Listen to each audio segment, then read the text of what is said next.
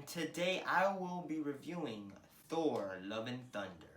Thor Love and Thunder is an action-adventure comedy written and directed by Taika Waititi, very well known for his films Thor Ragnarok, Jojo Rabbit, and Hunt for the Wilder's People.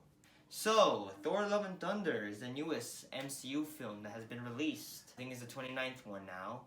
And I was very much looking forward to this one because it's Taika Waititi. I'm a huge fan of him as a writer and a director. And the last Thor movie was like a 5 out of 5 star. Loved it. So I was very much looking forward to this film. So let's start off with the performances. We got Chris Hemsworth as Thor in his 4th film. And this Thor it's been a while, a year after Endgame.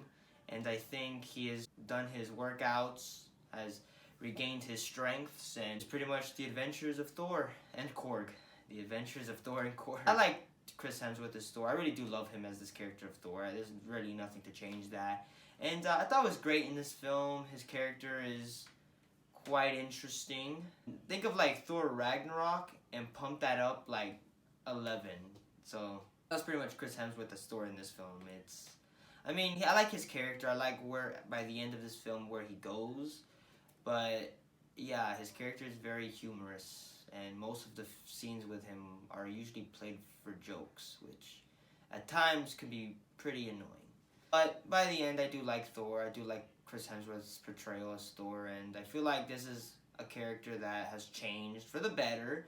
But I feel like they could have toned it down with this character. Natalie Portman returns as Jane Foster, and generally speaking, what we've seen from Natalie Portman as this character from the previous 2 Thor movies ain't the best. She's pretty much forgettable, and the relationship between her and Thor isn't something memorable. Actually, it's one of the weakest parts of those movies, and yeah, they bring that back, but surprisingly done very well. I really did like Natalie Portman portrayal as Jane Foster, which in the trailer we find out she's Lady Thor, and she's great. I really do like her character. I really do love the chemistry between her and Chris Hemsworth. I really do like them together, and I feel like this film really showed that, and it works surprisingly. Like, the thing that worked the least from the last 2 Thor movies actually worked very well in this film, and I didn't really have much problems with it. But the star of the show, though, for as little as he was in the movie, Christian Bale as Gore the God Butcher from the comics, where he butchers gods, and his pretty much his motto is to "A God shall die," and he's great. I freaking think Christian Bale did a fantastic job as Gore the God Butcher. The only thing I wish is they could have just done more with him. We've only had 4 scenes with Gore, and they're perfect. They're amazing. I really do like Christian Bale's performance as Gore the God Butcher, but it's just kind of sad that we saw him very little. For a character named Gore the God Butcher, we never saw him butcher any gods.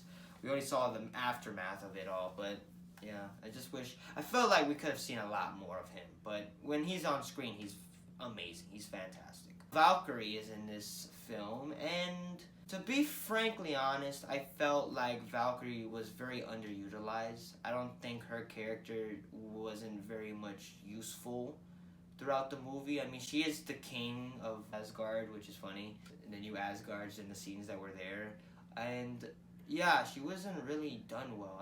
Thor Ragnarok, Valkyrie was fantastic. She was amazing in that movie, but I felt like they didn't utilize her more in this film, which is kind of a shame. Korg, played by Taika Waititi. Funny. I really do love Korg. I think Korg is great. Korg is really funny, and Taika's portrayal as him, he's a cool character, and he's really funny. And this film is a lot of him too. He's very much in this movie throughout the whole entire film. It's not like Thor Ragnarok where he's there very little.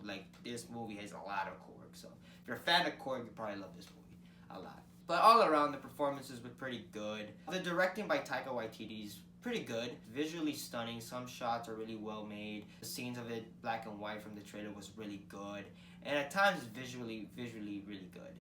It's just some of the CGI at times, it's kind of, you can very much tell, CGI monsters and shit like that. You can very much tell as CGI characters. And some of the costumes felt CGI for, Jane Foster's Thor helmet is kind of okay, interesting. Also, Thor's helmet, I thought the CGI for that was pretty, very weird.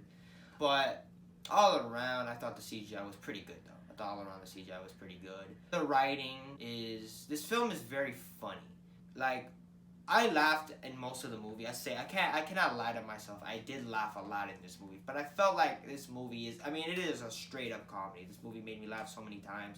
It's a funny film, but I feel like some of the humor could have been laid back, could have been more natural. I feel like humor in its most purest form should be very natural, nothing very forceful. And I felt like this film did a lot of like the running jokes. There's times where it was like, that's funny the first time, and then it's like, okay, we're still doing it. Okay, cool. I felt like some of that stuff. I mean, scenes where like that Mjolnir,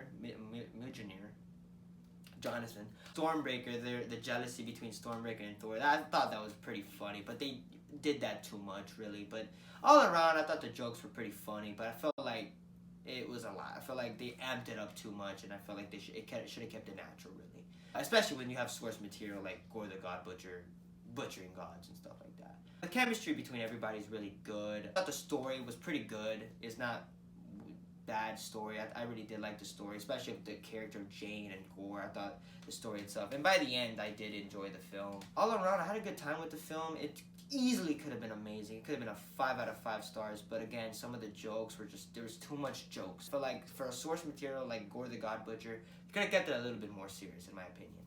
But I generally had a good time. I laughed a lot. I had a fun time. Is it a film I'd buy on Blu-ray? I really don't know. So, all around, I'm going to give this film a 3 out of 5 stars. I had a good time with it, but there's definitely flaws. I mean, all the jokes, there's too much jokes. A lot of it, that some work, some don't. I did laugh a lot in this movie. I generally did laugh a lot. I did burst out laughing in scenes, but I just felt like it's just a lot of humor. It's too much humor. I like it. I like good amount of humor, not like where it's like Ragnarok, but like straight up pumped up, like in 11. It's crazy. And I felt like Gore could have been utilized more. And Valkyrie as a character, she didn't do much in this film. I wish they could have done more with that character. So yeah, that is my review for Thor Love and Thunder. Please leave a like, subscribe, comment, and I will see you guys in the next review. Peace.